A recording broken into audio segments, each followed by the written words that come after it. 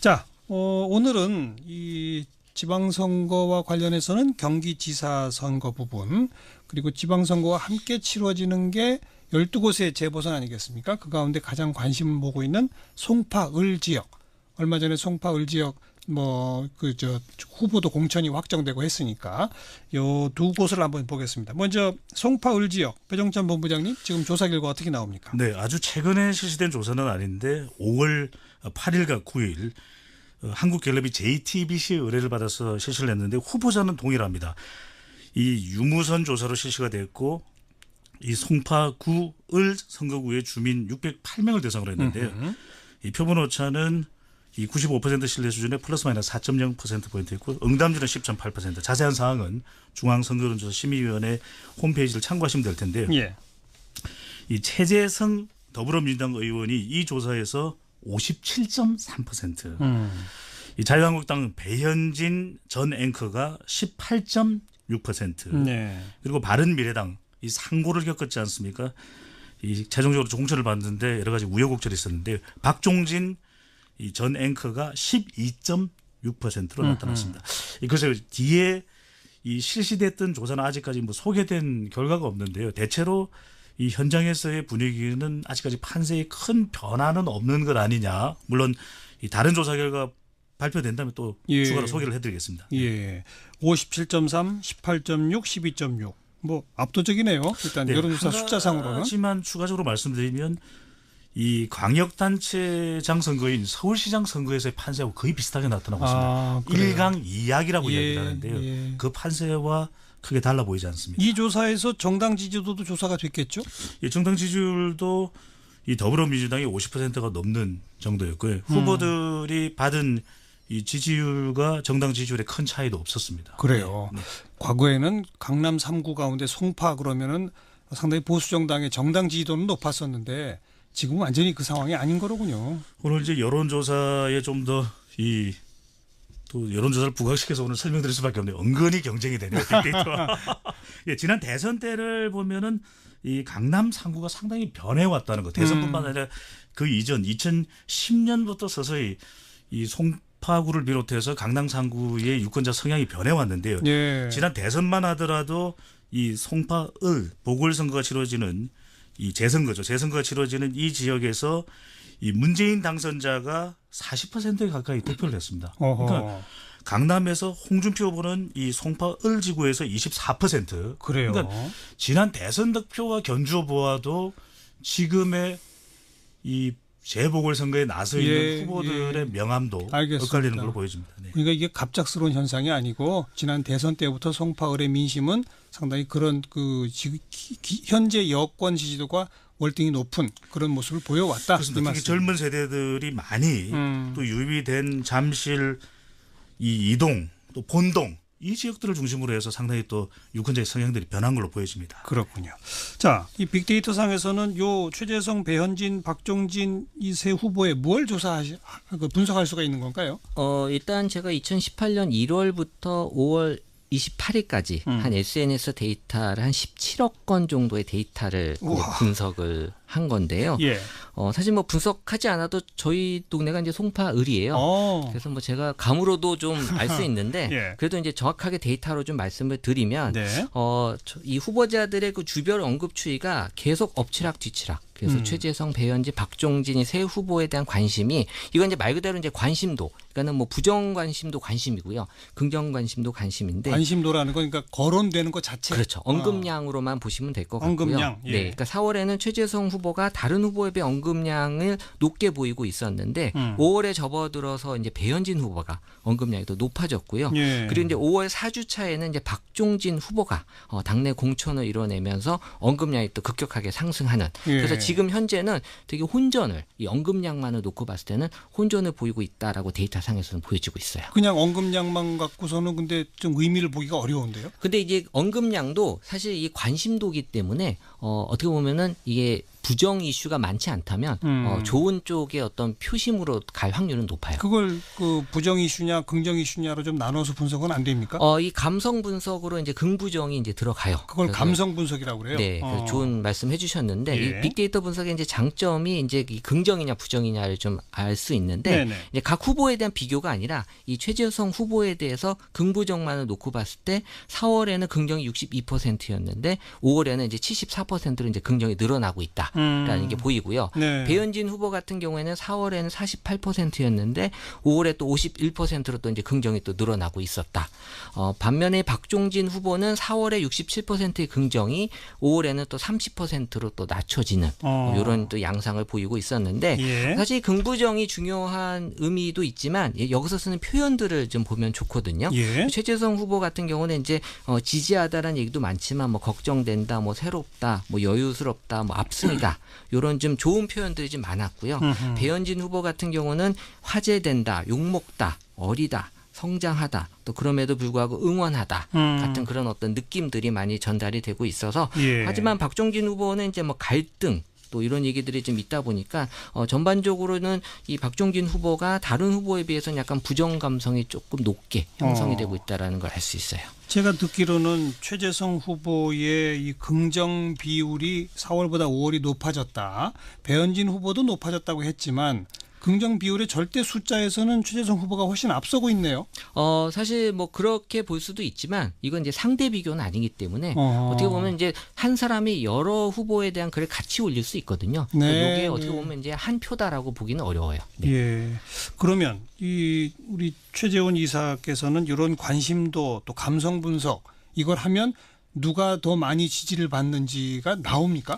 네, 그래서 이제 보통 이제 제가 대선 때 같은 경우 분석할 때 이 예. 후보들을 제대로 분석하기 위해서는 아까 말씀드린 이제 포털 사이트의 검색량과 동영상 사이트의 그 조회량 그리고 이제 좋아요 같은 걸 통해서 관심도를 뽑아내고요. 예. 그 SNS 상에서는 부정적인 글을 원칙적으로 안 봐요.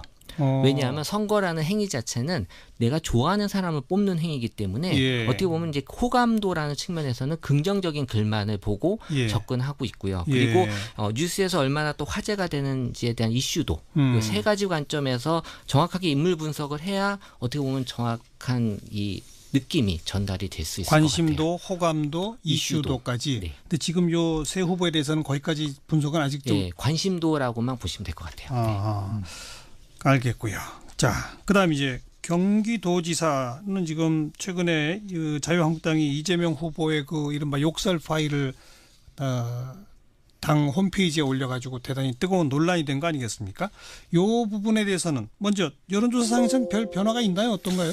네, 큰 변화가 없습니다. 지금 이 지역에서의 판세가 어떤 식으로 움직이고 있는지에 대해서도 뭐 여론조사가 시시각각 보고 있기는 합니다만 가장 최근에 또 발표됐던 조사들 후보자 등록 이후에 발표된 조사들도 보면 이재명 후보가 거의 정당 지지율만큼 앞서가는 모습을 보여주고 있고요. 네. 이 남경필 후보가 녹취 관련해서 후보자 중심으로 이제 주목하는 효과는 약간 있었지만 아직까지 이 지역의 판세 변화는 크게 없는데 네. 아까도 제가 송파을을 말씀드렸습니다마는 지역적인 특성들에서 우리가 좀 주목할 부분이 있습니다. 그러니까 뭐 지금까지는 주로 이제 대통령 지지율이 높다, 정당 지지율이 높다라는 걸 설명드렸는데 특히 유권자의 성향이 많이 변하게 된 부분들이 경기 북부권으로 나타나고 있거든요. 경기 북부. 네, 그러니까 거기는 경기 접경 북부는 지역이죠. 예, 접경 지역이고 안보 영향을 많이 받았고 또 이 지역은 전통적으로 보수 성향이 강했기 때문에 남경필 후보가 지난 2014년 지방선거에서도 이 지역에 아주 탄탄한 지역 기반을 가지고 있었던 것이거든요. 그렇죠. 이 성인이었다라고 분석을 하고 있는데 예. 이 최근에 나오는 조사 결과를 보면 북부권마저도 이 가평, 이 김포, 동두천, 뭐 양평에 이르기까지 이 네. 지역 파주까지도 예. 젊은 세대의 유입을 통해서 유권자 성향의 변화도 있겠지만 이 지역에서 안보 문제에 대한 불안감이 상당히 해소됐던 것도 원인으로 볼 수 있겠습니다. 불안감 해소뿐 아니라 남북 관계 잘 풀리면은 오히려 우리 이 지역이 개발될 수 있다. 그렇습니다. 이런 기대감 같은 것도 겹쳐지는 거 아니겠습니까? 그리고 그 부분을 우리 최재원 이사께서 분석을 해 주실 수 있을 텐데 부동산 같은 부분도 분명히 기대감으로 당연하죠. 연결될 걸로 보여집니다. 당연하죠. 이 보통 저희가 이제 선거 같은 경우 이제 분석을 하게 되면은 그 지역의 이제 카드 매출 그래서 실제 얼마나 사람들이 더 돈을 뭐 많이 쓰는지 예. 또 그리고 이제 부동산의 어떤 그 시세 이런 것들이 과거의 선거 때 요렇게 나타났을 때 어떤 후보가 여당이 됐다 야당이 됐다를 가지고 그렇게 이제 예측하는 방법을 쓰기도 해요. 근데 그래요? 이제 그게 맞는 지역이 있고 또 이제 안 맞는 지역이 있더라고요. 예, 예. 그래서 사실 뭐 그게 정답은 있는 것 같지는 않지만 다양한 이제 시도들을 이제 하고는 있는데 아직까지는 뭐 이거다라고는 정확하게 나와 있지는 않아요. 과학적으로 검증되지는 않았다. 그렇죠. 아. 네. 그 일단 당장 궁금한 거는 그 욕설 파일 공개를 전후해서 지금 이재명 후보, 남경필 후보에 대한 관심도라든지 또 감성 분석, 긍정 부정 이게 네. 좀 급변했을 것 같은데 그거 어떻게 나왔습니까? 일단 경기도지사 같은 경우에는 이제 이재명, 남경필 이 두 후보에 대한 언급량이 절대적으로 다른 후보에 비해서 높기 때문에 예. 그 이 두 후보만 비교해 봤을 때는 또 이재명 후보가 남경필 후보보다 한 3배 가량 또 높아요. 그러니까 이제 언급량이 높다라는 게 말씀드린 대로 또 긍정만으로 보이지는 않는데 그렇죠. 사실 이 감성으로 보게 되면 이재명 후보 같은 경우는 부정 감성이 4월보다 5월이 더 올랐거든요. 올랐어요? 57%에서 75%로. 부정 감성이 네, 그럼 뭐 남경필 후보는 부정 감성이 줄어들었냐? 그렇지 않아요. 똑같이 후보도 늘었어요? 4월에 41%에서 5월에 74%로 늘었는데 전 이걸 어떻게 해석하냐면 예. 둘 다 네거티브로 지금 들어간 거예요. 그러다 보니까 서로 이제 부정 감성들이 높게 형성이 된 게 상대방의 후보에 대한 어떤 비방적인 그래서 네. 이재명 후보 같은 경우에는 의혹, 욕하다 같은 표현들이 나타나기 시작을 했고요. 예. 또 남경필 후보 같은 경우는 이제 역풍이란 표현이 나타났거든요. 그러니까 오히려 지금 하는 네거티브가 남경필 후보한테는 더 안 좋은 상황으로 가고 있지 않냐라는 이제 그런 얘기들이 올라오고 있어요. 둘 다의 부정 감성 비율이 똑같이 높아졌다는 얘기는 누구 한 명은 부정이 급격히 올라가고 누구 하나는 긍정이 급격히 올라가면 그건 아마 여론조사에도 딱 드러날 것 같은데 판세가 이제 보여지는데 변화하는 건데 지금은 그건 아니에요. 둘 다 똑같이 부정이 올라갔다는 얘기는 별 효과를 발휘하지 못한다. 네. 그 얘기가 결국 여론조사상에서 별 변화가 없다. 그런데 이 여론조사를 보면은 결과적으로 이런 SNS 상의 이야기에 가장 영향을 많이 받는 계층 우리가 부동층이라고 이야기를 하는데 예. 중도층이 영향을 받아야 되는데 이 경기 선거를 보더라도 지금 큰 관심은 오히려 지금 뭐 정상회담이 어떻게 되느냐 오히려 차라리 경제 쪽 이슈에 관심이 더 많이 가 있지 부정적 이슈에 관심이 많이 가 있지 않은 건 아니지만 이것이 선거의 중심이 되고 있지는 않다라고 하는 거예요. 그렇다면 네거티브 대결 구도 속에서 뭔가 후보들이 이거다 해서 자기들 지지층을 가져와해서 좀 끌고 갈 수 있는 하나의 좀 주도할 수 있는 이슈를 만들어내야 되는데 그렇지 못하다는 거예요. 그래서 제가 대표적으로 소개를 해드렸던 것도 지난 미국 대선을 보더라도 트럼프 대통령이 힐러리 클린턴을 매우 네거티브하게 공격하지만 또 America First 이것도 이야기하거든요. 그렇죠. 그래서 좀 양수 겹장으로 좀 뭔가 좀 다른 이슈를 또 좀 내놓아야 되는데 그렇지 못한 것도 더 주목받지는 못하는 원인으로 보여집니다. 근데 지금 뭐 많은 사람들이 인터넷으로 무한 정보를 다 공급받기 때문에 거의 이제 준 전문가 수준이에요. 예. 그래서 뭐 네거티브를 한다고 하더라도 본인의 그 판단을 많이 세우기 때문에 이게 뭐 그대로 그걸 받아들이지 않는 현상들이 그렇군요. 좀 많아지고 있어요. 그리고 몰랐던 사실도 아니고 그렇죠. 지금 나온 이슈들은 다 예전에 그러니까요. 나왔던 이슈였. 그러다 이제는- 보니까 뭐 공방은 벌어지지만 별로 민심에 영향을 안 미친다. 그러니까 하나의 이슈에 대해서 이제는 유권자들이 절대적으로 영향받지 않은 그러니까 최재원 이사님 말씀대로 이제는 우리 유권자들이 아주 좀 스마트해졌다고 그럴까요? 예. 네네. 자, 조금 아까 그 배종찬 본부장께서 언급하시면서 남북 관계, 경제 이런 데 관심이 있다라고 얘기했습니다. 그만큼 지방선거에 대한 관심이 지금 없는 거 아니냐 이런 우려도 나오는데 하지만 얼마 전 선관위 조사 결과나 이런 걸 보면 이번 지방선거에 꼭 투표하겠습니다. 뭐 이런 건 지난 지방선거 때 여론조사보다도 더 높아졌더라고요. 저희 그님 감사드립니다. 그래서 이런 건 제가 또 여론잡기가 대답을 해드렸는데 예. 지금 여론조사에서 왜 자꾸 선관위에서 하는 이 투표율과 투표 예측과 또 실제 투표율이 다를까라는 걸 계속 물어보시는데 우리가 여론조사라는 건 이제 전화로 직접 이제 응답자에게 묻게 되는데 투표하시겠습니까? 그러면 안 하겠다라고 대답하기가 참 힘이 듭니다. 항상 그래서 네. 하겠다는 응답이 높게 나오게 되죠. 예. 그러다 보니까 이제는 그래도 상관관계는 있잖아요. 상관관계는 있습니다. 예. 그런데 이제 조금 이런 조사가 두 가지로 볼 부분은 선관위 조사의 투표율이 그래도 지난 또 대선 직전 선거라든지 또는 지난 지방선거보다 높으면 투표에 대한 적극성을 볼 수가 있는 부분이고요. 네. 또 하나는 이 부분은 이제는 질문을 좀 바꿔야 될 때가 아닌가. 뭐라고 어떻게 해요? 정말 죽도록 투표하기가 싫은 사람은 0점. 그다음에 나는 천재지변이 나도 투표를 하러 가겠다는 사람은 10점. 이렇게 시도되는 질문 방식도 상당히 많이 도입되고 있거든요. 그래요? 이제는 0점에서 10점 정도로 이 투표에 대한 의향 강도를 좀 다르게 물어봐야 되지 않을까. 네. 실제 그런 질문들을 저희들 넣고 있거든요. 예. 그럼 좀 달라집니다. 그러니까 그렇군요. 10점 아주 뭐 무슨 일이 일어나더라도 나는 투표장에 가겠다. 데이트까지도 깨고 가겠다. 네. 이런 분들의 숫자는 사실은 지금의 이 반드시 투표하겠다는 비율보다는 좀 낮거든요. 당연히 그래서 그렇겠죠. 좀 다르게 물어볼 필요가 있고 여기에 빅데이터를 조금 더 도입한다면 어떨까 하는 자, 생각도 빅데이터 듭니다. 상의 지방선거에 대한 언급량 이런 것들은 어때요? 그 2014년 지방선거와 비교해 보면 2014년에는 7만 8천 건 정도 5월 기준으로 올라오는데 지금은 이제 5만 8천 건. 2014년보다도 관심도가 낮아요. 아하. 그동안의 4년 동안에 SNS 사용자가 증가한 걸 생각하면 이제 더 많이 떨어졌다는 그러네요. 건데요. 어허. 그 당시에 이제 56.8%의 어떤 그 투표율이 있었으니까 이 데이터만 놓고 봤을 때는 이번 투표율은 51%대밖에 안 나온다라는 거거든요. 그래서 이 부분을 좀 조금 추가적으로 설명드리면 너무 잘 말씀을 주셨는데 이게 결국에는 우리가 투표 적극성을 이야기할 때 세 가지입니다. 그러니까 그동안 쭉 저희들이 이제 관련된 걸 보면 관심이 높으냐. 네. 그다음에 두 번째는 이슈가 있느냐. 그렇죠. 그러니까 2014년 지방선거는 세월호 사고라고 하는 온 국민의 관심을 모을 수밖에 없었거든요. 2010년에는 무상급식이 있었고 그다음에 중요한 건 지난 대선처럼 70%대 후반의 투표 물론 대선이 높긴 하지만 분노가 있어야 되거든요. 앵그리. 그러니까 투표장에 가는 이 분노를 끌어내서 사람들이 마치 앵그리 버드처럼 간다. 네. 이럴 때 투표를 하지 않을 수가 없는 것이에요. 누구는 절대 돼서는 안 된다. 그런데 지금 선거는 관심도 이슈도 분노도 산무 선거가 되고 있습니다. 이번 지방선거의 관심이 도대체 어느 정도냐라고 보게 되면 정확하게 최저임금하고 비슷해요. 최저임금 관심도하고 갑질의 관심도하고 지방선거 관심도가 지금 똑같아요. 오히려 미세먼지가 지방선거보다 2배 높아요. 관심도가. 그래요. 그러니까 국민들은 지금 미세먼지가 더 지방선거보다 관심이 있다. 라고 볼 정도로 남북 정상회담 이런 데들에 대한 남북 정상회담이 뭐 가장 지금 높고요. 그 남북 정상회담은 이제 치킨보다도 높아요. 똑같이 들었어요.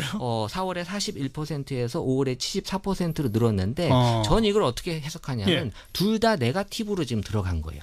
그러다 보니까 서로 이제 부정 감성들이 높게 형성이 된 게 상대방의 후보에 대한 어떤 비방적인 그래서 이재명 후보 같은 경우에는 의혹, 욕하다 같은 표현들이 나타나기 시작을 했고요. 또 남경필 후보 같은 경우 이제 역풍이란 표현이 나타났거든요. 그러니까 오히려 지금 하는 네거티브가 남경필 후보한테는 더 안 좋은 상황으로 가고 있지 않냐라는 이제 그런 얘기들이 올라오고 있어요. 둘 다의 부정 감성 비율이 똑같이 높아졌다는 얘기는 누구 한 명은 부정이 급격히 올라가고 누구 하나는 긍정이 급격히 올라가면 그건 아마 여론조사에도 딱 드러날 것 같은데 판세가 이제 보여지는데 변화하는 건데 지금은 그건 아니에요. 둘 다 똑같이 부정이 올라갔다는 얘기는 별 효과를 발휘하지 못한다. 네. 그 얘기가 결국 여론조사상에서 별 변화가 없다. 그래서 이 여론조사를 보면은 결과적으로 이런 SNS 상의 이야기에 가장 영향을 많이 받는 계층 우리가 부동층이라고 이야기를 하는데 중도층이 영향을 받아야 되는데 이 경기 선거를 보더라도 지금 큰 관심은 오히려 지금 뭐 정상회담이 어떻게 되느냐 오히려 차라리 경제 쪽 이슈에 관심이 더 많이 가 있지 부정적 이슈에 관심이 많이 가 있지 않은 건 아니지만 이것이 선거의 중심이 되고 있지는 않다라고 하는 거예요. 그렇다면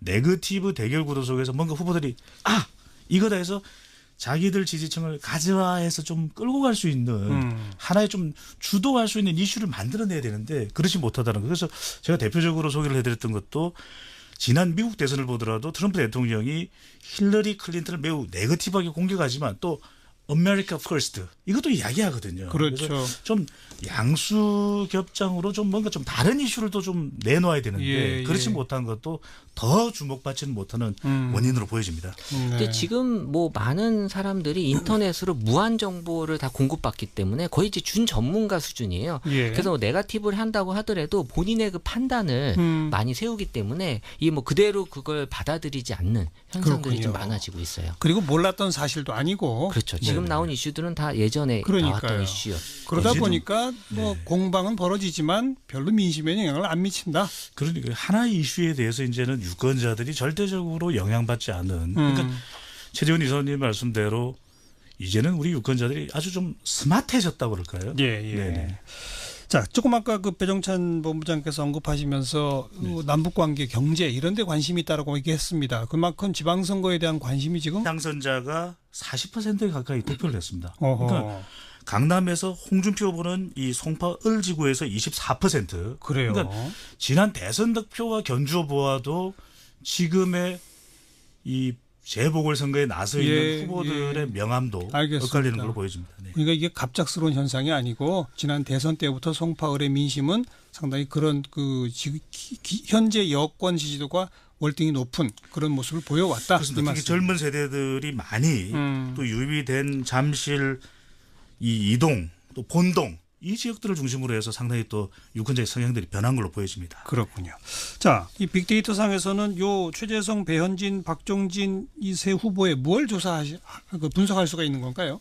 일단 제가 2018년 1월부터 5월 28일까지 한 SNS 데이터를 한 17억 건 정도의 데이터를 분석을 한 건데요. 예. 사실 뭐 분석하지 않아도 저희 동네가 이제 송파을이에요. 그래서 뭐 제가 감으로도 좀 알 수 있는데 예. 그래도 이제 정확하게 데이터로 좀 말씀을 드리면 네.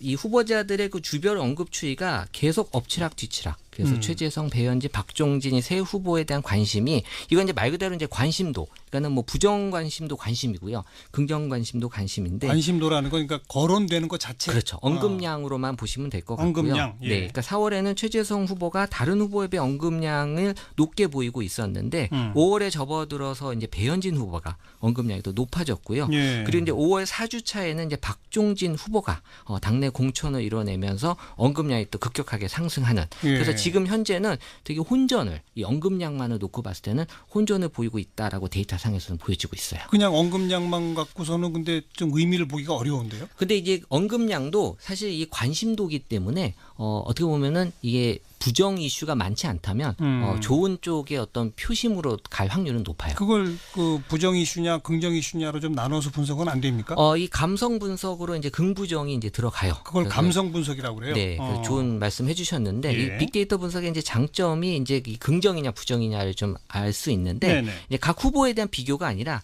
이 최재성 후보에 대해서 긍부정만을 놓고 봤을 때 4월에는 긍정이 62%였는데 5월에는 이제 74%로 이제 긍정이 늘어나고 있다라는 게 보이고요. 네. 배현진 후보 같은 경우에는 4월에는 48%였는데 5월에 또 51%로 또 이제 긍정이 또 늘어나고 있었다.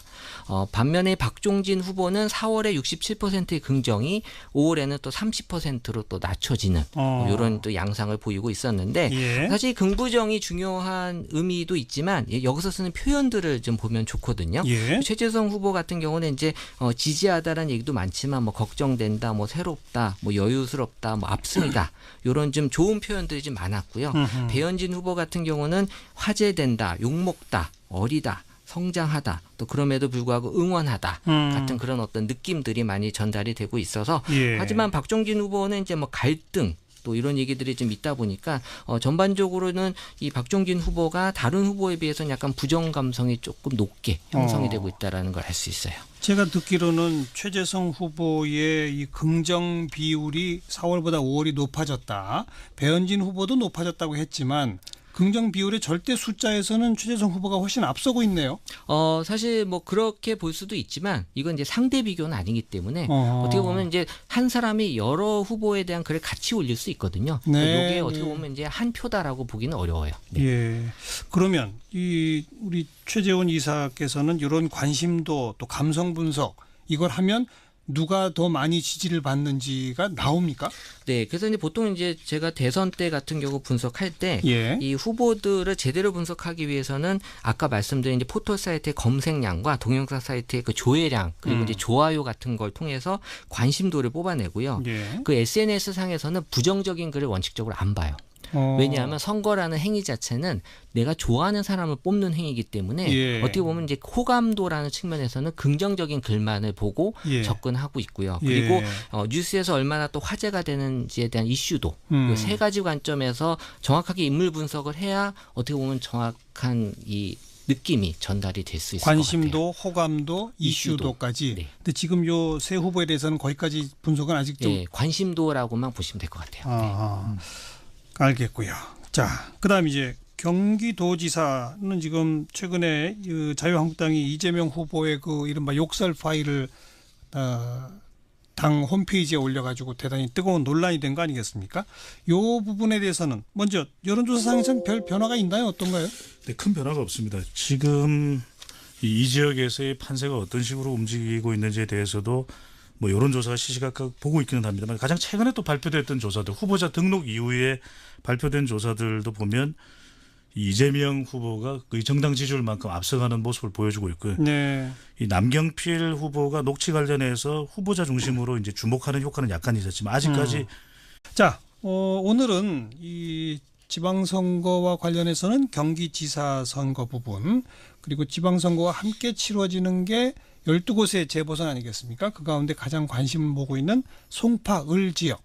얼마 전에 송파 을 지역 후보도 공천이 확정되고 했으니까 요 두 곳을 한번 보겠습니다. 먼저 송파 을 지역 배종찬 본부장님 지금 조사 결과 어떻게 나옵니까? 네, 아주 최근에 실시된 조사는 아닌데 5월 8일과 9일 한국갤럽이 JTBC 의뢰를 받아서 실시를 했는데 후보자는 동일합니다.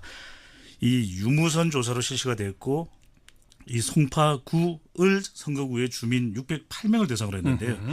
이 표본 오차는 이 95% 신뢰 수준에 플러스 마이너스 4.0%포인트 있고 응답률은 10.8%. 자세한 사항은 중앙선거론조사 심의위원회 홈페이지를 참고하시면 될 텐데요. 예.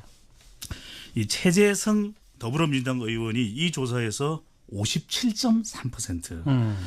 이 자유한국당 배현진 전 앵커가 18.6%. 네. 그리고 바른미래당 이 상고를 겪었지 않습니까? 이 최종적으로 공천을 받는데 여러 가지 우여곡절이 있었는데 박종진 이 전 앵커가 12.6%로 나타났습니다. 그래서 뒤에 이 실시됐던 조사는 아직까지 뭐 소개된 결과가 없는데요. 대체로 이 현장에서의 분위기는 아직까지 판세에 큰 변화는 없는 것 아니냐. 물론 이 다른 조사 결과 발표된다면 또 추가로 소개를 해드리겠습니다. 예, 57.3, 18.6, 12.6. 뭐 압도적이네요. 일단 여론조사 숫자상으로는. 하지만 추가적으로 말씀드리면 이 광역단체장 선거인 서울시장 선거에서의 판세하고 거의 비슷하게 나타나고 있습니다. 1강 2약이라고 이야기를 하는데요. 그 판세와 크게 달라 보이지 않습니다. 이 조사에서 정당 지지도도 조사가 됐겠죠? 이 정당 지지율도 이 더불어민주당이 50%가 넘는 정도였고요. 후보들이 받은 이 지지율과 정당 지지율에 큰 차이도 없었습니다. 그래요. 네. 과거에는 강남 3구 가운데 송파 그러면은 상당히 보수 정당의 정당 지지도는 높았었는데 지금은 완전히 그 상황이 아닌 거로군요. 오늘 이제 여론조사에 좀 더 또 여론조사를 부각시켜서 오늘 설명드릴 수밖에 없네요. 은근히 경쟁이 되네요. 빅데이터와. 예, 지난 대선 때를 보면은 이 강남 3구가 상당히 변해왔다는 거. 대선뿐만 아니라 그 이전 2010년부터 서서히 이 송파구를 비롯해서 강남 3구의 유권자 성향이 변해왔는데요. 예. 지난 대선만 하더라도 이 송파 을 보궐선거가 치러지는 이 재선거죠. 재선거가 치러지는 이 지역에서 이 문재인 이 지역의 판세 변화는 크게 없는데 네. 아까도 제가 송파을을 말씀드렸습니다마는 지역적인 특성들에서 우리가 좀 주목할 부분이 있습니다. 그러니까 뭐 지금까지는 주로 이제 대통령 지지율이 높다, 정당 지지율이 높다라는 걸 설명드렸는데 특히 유권자의 성향이 많이 변하게 된 부분들이 경기 북부권으로 나타나고 있거든요. 경기 북부. 네, 그러니까 거기는 접경 지역이죠. 네, 접경 지역이고 안보 영향을 많이 받았고 또 이 지역은 전통적으로 보수 성향이 강했기 때문에 남경필 후보가 지난 2014년 지방선거에서도 이 지역에 아주 탄탄한 지역 기반을 가지고 있었던 것이거든요. 그렇죠. 이 성인이었다라고 분석을 하고 있는데 예.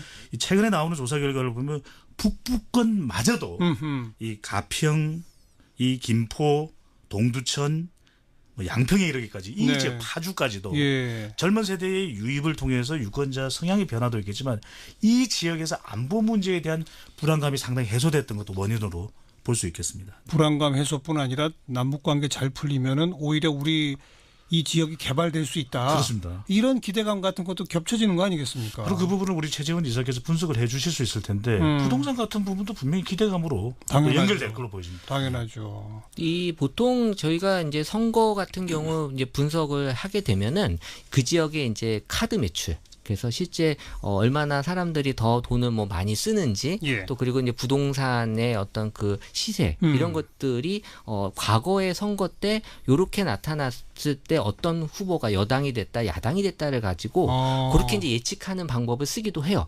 근데 그래요? 이제 그게 맞는 지역이 있고 또 이제 안 맞는 지역이 있더라고요. 예, 예. 그래서 사실 뭐 그게 정답은 있는 것 같지는 않지만 다양한 이제 시도들을 이제 하고는 있는데 아직까지는 뭐 이거다라고는 정확하게 나와 있지는 않아요. 과학적으로 검증되지는 않았다. 그렇죠. 네. 그 일단 당장 궁금한 거는 그 욕설 파일 공개를 전후해서 지금 이재명 후보, 남경필 후보에 대한 관심도라든지 또 감성 분석, 긍정 부정 이게 네. 좀 급변했을 것 같은데 그거 어떻게 나왔습니까? 일단 경기도지사 같은 경우에는 이제 이재명, 남경필 이 두 후보에 대한 언급량이 절대적으로 다른 후보에 비해서 높기 때문에 예. 그 이 두 후보만 비교해 봤을 때는 또 이재명 후보가 남경필 후보보다 한 3배 가량 또 높아요. 그러니까 이제 언급량이 높다라는 게 말씀드린 대로 또 긍정만으로 보이지는 않는데 그렇죠. 사실 이 감성으로 보게 되면 이재명 후보 같은 경우는 부정 감성이 4월보다 5월이 더 올랐거든요. 올랐어요? 57%에서 75%로. 부정 감성이 네, 그럼 뭐 남경필 후보는 부정 감성이 줄어들었냐? 그렇지 않아요.